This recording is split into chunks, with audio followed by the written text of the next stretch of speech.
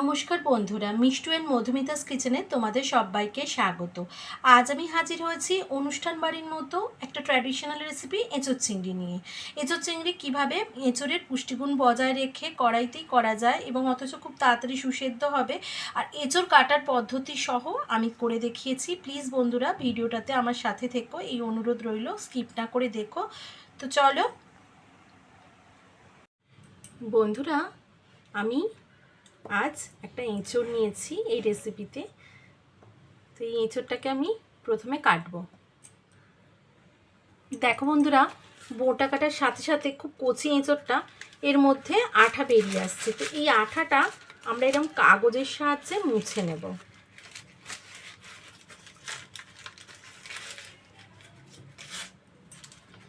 প্রথমেই আঠাটাকে মুছে নিতে হবে। দেখো, এরকম দু আধখানা করতেও এই আঠাগুলো বেরোচ্ছে। যখন চিরবো তখনও এরকম বেরোবে। তো সেই সময় আমরা এরকম আঠাগুলোকে এরমভাবে মুছে নেব। এই হচ্ছে পদ্ধতি। হাতে একটু তেল লাগিয়ে নেব, যেটা দিয়ে কাটবো সেটাতেও তেল লাগিয়ে নেব। খোলাটা আমি ছাড়িয়ে নিলাম ভালো করে, কোনো সবুজ অংশ রাখবো না। এইবার দেখো, এরম যে চ্যালা করে নিলাম, এরম করে নিয়ে এই যে অংশটা, এই যে এই শক্ত অংশটা, এই দণ্ডটা এরম করে কেটে বাদ দিয়ে দেব। তাহলে শক্ত ব্যাপারটা এরমভাবে বাদ দিয়ে পিস পিস করে কেটে নেব। দেখো, এই যে বাদ দিয়ে দিয়েছি, এবার পিস পিস করে কেটে নেব। বীজগুলো খুব কচি বলে, না হলে যদি পাকা এঁচড় হতো তাহলে এই বীজগুলো থেকে বের করে এই ভিতরের খোসাগুলোও ছাড়িয়ে নিতে হতো, কিন্তু ভীষণ কচি বলে ছাড়ানোর দরকার নেই। তো আমি এই রেসিপির জন্য অর্ধেকটা এঁচড় কেটে নিয়েছি, আর এইরকম ডুমো করে আলু কেটে নিয়েছি দুটো। বড় সাইজের আলু দুটো নিয়েছি, মিডিয়াম বড় সাইজের আলু এরমভাবে ডুমো করে কেটে নিয়েছি। প্রথমে আমি একটা বাটি নিয়ে নিয়েছি, একটা মশলা বানিয়ে নেব। এতে আমি আদা আর 3টে কাঁচা লঙ্কা একসাথে বেটে রেখেছি, নিয়ে নিলাম 1 ইঞ্চি আদা আর 3টে কাঁচা লঙ্কা। পরিমাণ মতো হলুদ গুঁড়ো, 1 স্পুন কাশ্মীরি লঙ্কার গুঁড়ো, বড় স্পুনের 1 স্পুন জিরে গুঁড়ো, বড় স্পুনের 1 স্পুন ধনে গুঁড়ো, টেবিল স্পুন বলতে পারো, আর টেস্টের ব্যালেন্স রাখার জন্য 1 স্পুন চিনি। প্রথমেই সব কিছুকে অল্প জল দিয়ে গুলিয়ে রেখে দেব রান্না শুরুর আগে। এতে কি হবে, মশলাটা যখন দেব তেলে, এক তো জ্বলে যাবে না, দ্বিতীয়ত বাটা মশলার একটা ফ্লেভার এসে যাবে, এতে খুব ভালো ফ্লেভার এসে যায়। আগে থেকে মশলাটা আমার রেডি করা রইল। দেখো, জল দিয়ে ভিজিয়েছি মানে এরম নয় যে অনেকটা জল দিয়েছি, এরম কাত মতো তৈরি করে রাখলাম। একটু আগেই পরিমাণ মতো জিনিসটা তৈরি করে রাখতে হবে। নুন হলুদ মাখিয়ে চিংড়ি মাছগুলোকে 15 মিনিট মতো ম্যারিনেট করে রেখেছিলাম। এবার তেলেতে একটু হালকা করে মিনিট খানেক সময় ধরে একটু নেড়ে লাল রং আসা পর্যন্ত ভেজে নিচ্ছি। হালকা রং ধরে গেছে, এবার তুলে নেব। আবারও কড়াইতে বেশ কিছুটা তেল অ্যাড করে দিয়েছি, দিয়ে আলুগুলো ভেজে নেব। আলুগুলো ভাজার সময় অল্প নুন ছড়িয়ে দেব, অল্প হলুদও ছড়িয়ে দেব, এতে মশলাটা ঢুকে যাবে আলুর মধ্যে। খুব ভালো করে নেড়ে চেড়ে হালকা রং ধরা পর্যন্ত আলুটা ভেজে নেব। মিডিয়াম আঁচে ভাজবো, রান্নাটা মিডিয়াম আঁচেই এখন হবে।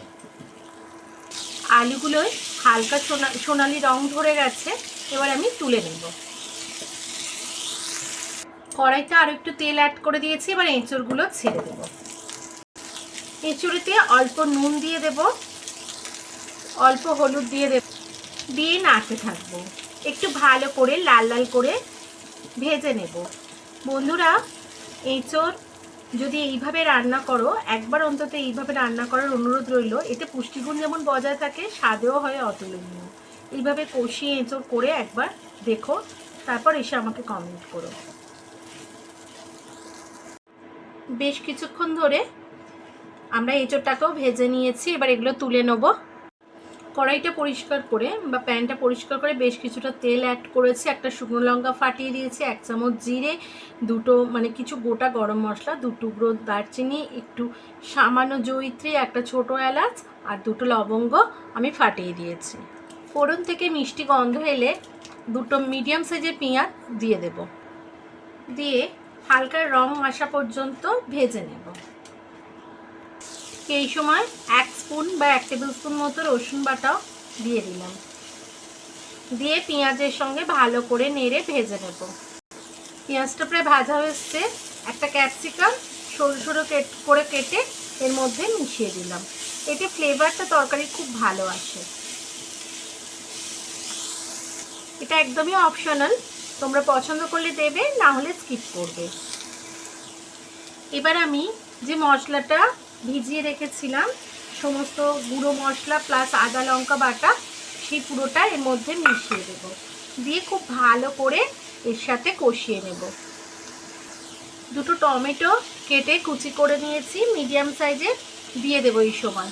মশলাটা এখন তেল ছেড়ে গেছে, তারপরে মশলা থেকে কাঁচা গন্ধ ছেড়ে তেল মানে পেঁয়াজ রসুনের সঙ্গে মিশে গিয়ে ভালো তেল ছেড়ে গেছে, তারপর কিন্তু আমরা টমেটোটা মেশালাম। এই সময় টমেটোটা যাতে তাড়াতাড়ি গলে যায় সবজির সাথে, তাই জন্য অল্প নুন মিশিয়ে দিলাম। পরিমাণ মতো নুন মেশাবো, আগে আলু আর এঁচড়ের সময় ভাজার সময় মিশিয়েছি, সেটা খেয়াল রাখতে হবে। দিয়ে খুব ভালো করে টমেটোটা যাতে মশলার সাথে মিশে যায় সেই সময় পর্যন্ত আমরা নেড়ে রান্না করে নেব।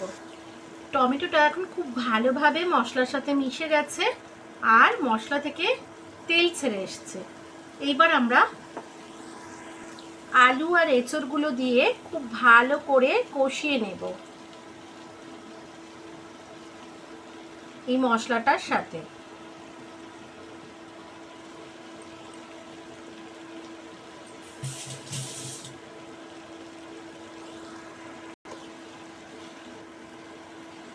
বন্ধুরা, যেহেতু জায়গাটা মানে কষানোর জন্য ছোট পড়ছে, আমি জায়গাটা একটু চেঞ্জ করে দেবো। আগে কষিয়ে নেব, নিয়ে তারপর যখন সিদ্ধ করতে দেবো মানে জল ঢালবো, তখন কিন্তু আমি জায়গাটা চেঞ্জ করে নেব। খুব ভালো করে মিনিট 4-5 সময় ধরে লো টু মিডিয়াম ফ্লেমে কষিয়ে নেব। যত কষাবো রান্নাটা তত ভালো হবে। 5 মিনিট মতো আমি কষিয়ে নিয়েছি রান্নাটা। এইবার আমি উষ্ণ গরম জল ঢেলে দেব। উষ্ণ গরম জল পরিমাণ মতো ঢেলে দিলাম। এবার ঢাকা দিয়ে রান্না করে নেবো মিনিট 20। ফিরে আসছি মিনিট 15-20। একবার মাঝখানে চেক করে নেবো, সিদ্ধ হয়ে গেলে তখন আমরা করব। মিনিট 15 বাদে ফিরে আসছি। ফিরে এলাম মিনিট 15 পর। এই সময় আমি চিংড়ি মাছগুলো মিশিয়ে দেব। আমাদের এঁচড় কিন্তু একদম সিদ্ধ হয়ে গেছে, দেখো বন্ধুরা ছেড়ে ছেড়ে আসছে। খুব কচি এঁচড় ছিল, কচি এঁচড় দিয়ে রান্না করলে টেস্টই আলাদা হয়। তো এই সময় আমরা এই চিংড়ি মাছগুলোকে মিশিয়ে দিয়ে আরও মিনিট 3-4 রান্না করে নেব।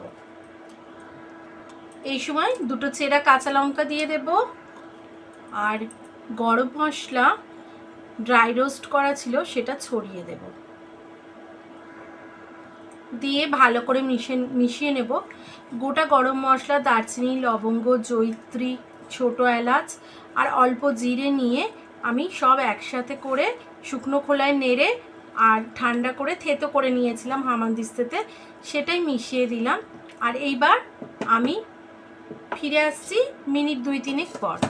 একটু স্ট্যান্ডিং টাইমে রাখবো রান্নাটা, 3 মিনিট বাদে ফ্লেম অফ করে দিয়ে স্ট্যান্ডিং টাইমে রাখবো, তারপর ফিরে আসছি। সব শেষে অল্প ঘরের তৈরি ঘি মিশিয়ে দিলাম একটু, এটা অপশনাল।